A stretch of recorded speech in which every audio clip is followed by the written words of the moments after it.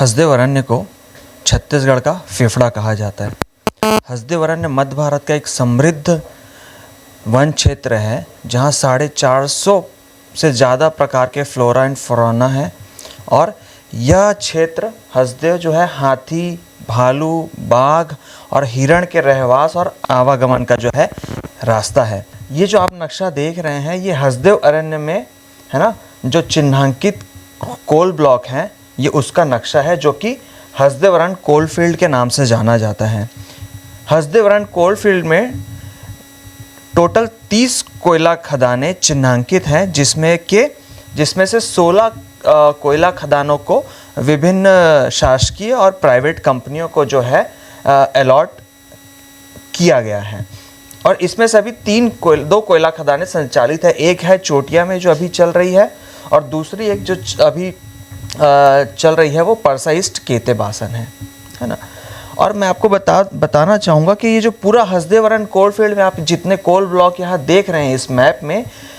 ये coal block यहाँ जो कोयला यहाँ डिपॉजिट है जो कोयले का, ये पूरे भारत का मात्र 10% कोयला आपको हसदेव अरण्य कोलफील्ड में मिलेगा।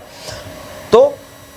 हमारा यही कहना है कि मात्र 10% कोयले के लिए पूरे हसदेव अरण्य जैसे समृद्ध वन क्षेत्र को, जो कि 1,70,000 हेक्टेयर क्षेत्र में फैला हुआ है, कोयला खदान के नाम पर इस पूरे संवेदनशील क्षेत्र को उजाड़ना न्याय संगत प्रतीत नहीं होता है। अब मैं बात करूंगा परसा ईस्ट केते बासन कोल ब्लॉक की। ये जो कोयला खदान आप देख रहे हैं इस पूरे खदान का क्षेत्रफल है 2700 हेक्टेयर का, जिसमें कि 1900 हेक्टेयर वन भूमि है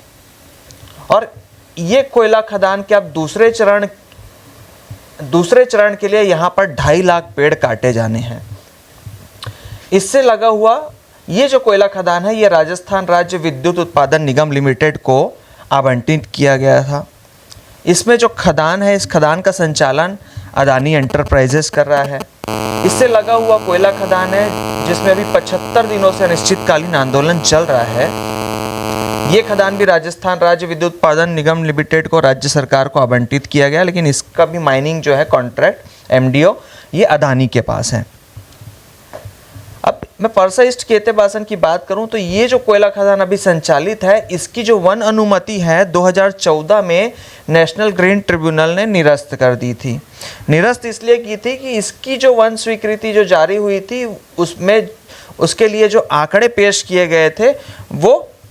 गलत आंकड़ों के आधार पर वन स्वीकृति हासिल की गई थी, जिसे नेशनल ग्रीन ट्रिब्यूनल ने निरस्त कर दिया था 2014 में। और 2014 के बाद 2022 तक ये जो खदान है अभी सुप्रीम कोर्ट के स्टे पे ये खदान चल रही है, यानी कि अभी इस कोयला खदान के लिए कंपनी के पास कोई वैध वन स्वीकृति नहीं है। अगर मैं परसा कोयला खदान की बात करूं तो इस खदान के लिए जो वन स्वीकृति हासिल की गई है उसके लिए वो फर्जी ग्राम सभा के आधार पर जो है वन स्वीकृति प्राप्त की गई है। इस कोयला खदान के लिए जो प्रभावित गांव घाट बर्रा है उसका जो सामुदायिक वन अधिकार था उसको जो है कलेक्टर ने निरस्त कर दिया था। और इसी कोयला खदान के लिए है ना कोल बेरिंग एक्ट 1957 के तहत भूमि अधिग्रहण किया जा रहा है, ताकि यहाँ पर भूमि अधिग्रहण करने के लिए ग्राम सभा की सहमति न लेनी पड़े। तो कहने का मतलब ये है कि कंपनी को फ़ायदा, अदानी को फ़ायदा पहुँचाने के लिए इस हसदेव अरण्य के क्षेत्र में पेशा कानून 1996, वन अधिकार मान्यता कानून 2006 के प्रावधानों का उल्लंघन करते हुए एक तरफा जो है इन कोयला खदानों के लिए स्वीकृति एक के बाद एक दी जा रही है। मैं बताना चाहूँगा कि हसदेव अरण्य को बचाने के लिए यहाँ की 20 ग्राम सभा, पेशा कानून 1996, वन अधिकार मान्यता कानून 2006 के तहत जो ग्राम सभा को जो शक्तियाँ अधिकार दिए गए हैं उन शक्ति अधिकारों का उपयोग करते हुए यहाँ की 20 ग्राम सभाओं ने कोयला खदानों के विरोध में प्रस्ताव पास करके और हसदेव अरण्य को संरक्षित करने के मकसद से 2015 में 20 ग्राम सभाओं ने दिल्ली जाकर प्रधानमंत्री जी से अपील की थी कि हमारे हसदेव अरण्य क्षेत्र को, जो कि 2010 में खुद केंद्रीय वन एवं पर्यावरण मंत्रालय ने इसको नो गो क्षेत्र संरक्षित घोषित किया था कि यहाँ किसी भी प्रकार का माइनिंग नहीं हो सकता। उसी मांग को लेकर के 20 ग्राम सभाएं दिल्ली जा कर के विरोध दर्ज किया था और अपील की थी कि यहाँ कोई भी कोयला खदानों का आवंटन न किया जाए। लेकिन इसके बावजूद ग्राम सभाओं की मांगों को दरकिनार करते हुए केंद्र सरकार ने 2015 में बड़े पैमाने पर यहाँ कोल ब्लॉकों का आवंटन किया। तो यहाँ की जो 20 ग्राम सभाएं हैं, हसदेव अरण्य बचाओ संघर्ष समिति 2015 से इस पूरे क्षेत्र को बचाने के लिए लड़ रही है ना। अपने ग्राम सभा का, अपने अधिकारों का उपयोग करते हुए संवैधानिक तरीके से जो है एक संघर्ष पिछले 10 सालों से इस क्षेत्र को बचाने के लिए यहाँ के आदिवासी लगातार प्रयास कर रहे हैं।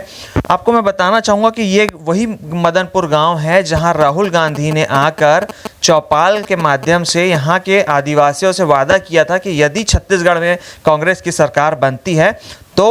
यहाँ पर किसी भी प्रकार का कोई नया कोयला खदान यहाँ पर चालू नहीं किया जाएगा। लेकिन आज सत्ता में आने के बाद यही कांग्रेस जो है अपने वादे से पीछे हट गई है और सत्ता में आते ही कांग्रेस ने अपना रुख बदल लिया और आज स्थिति ये है कि एक के बाद एक जो है अदानी को हसदेव अरण्य में कोयला खदान चलाने के लिए एक के बाद एक स्वीकृतियां दी जा रही हैं। 2019 में 75 दिनों तक जो है अनिश्चितकालीन धरने पर ग्राम फतेहपुर में लोग बैठे थे, लेकिन किसी ने कोई संज्ञान नहीं लिया। इसके बाद अक्टूबर 2021 में यहाँ के आदिवासी 300 किलोमीटर पद यात्रा करके महामहिम राज्यपाल और माननीय मुख्यमंत्री से मुलाकात करके परसा कोयला खदान के लिए जो फर्जी ग्राम सभा के आधार पर स्वीकृति जारी की गई है उसको निरस्त करने और फर्जी ग्राम सभा की जांच की मांग को लेकर गए थे, जिसमें मुख्यमंत्री ने आश्वासन दिया था कि जांच की जाएगी। लेकिन राज्यपाल के मुख्य सचिव को राज्यपाल ने पत्र लिखकर जांच करने के लिए कहा था, लेकिन आज तक वो जांच नहीं की गई, जिसके बाद 2 मार्च 2022 से ग्राम हरिहरपुर में पुनः हसदेव अरण्य बचाओ संघर्ष समिति अनिश्चितकालीन धरने पर बैठी है और लगातार जो है हसदेव अरण्य को बचाने की मांग कर रही है। लोग आज भी अपनी मांगों पर अड़िग हैं। हमारी मांग ये है कि परसा कोयला खदान के लिए जो फर्जी ग्राम सभा के आधार पर वन स्वीकृति जारी की गई है उसे निरस्त किया जाए, घाट बर्रा का सामुदायिक अधिकार वापस दिया जाए और बिना ग्राम सभा सहमति के जो कोल बेरिंग एक्ट 1957 के तहत जो है भूमि अधिग्रहण करने की जो साजिश है उसे तत्काल उस अधिसूचना को वापस लिया जाए और पूरे हसदेव अरण्य क्षेत्र को पुनः नो गो क्षेत्र घोषित किया जाए। इन मांगों को लेकर के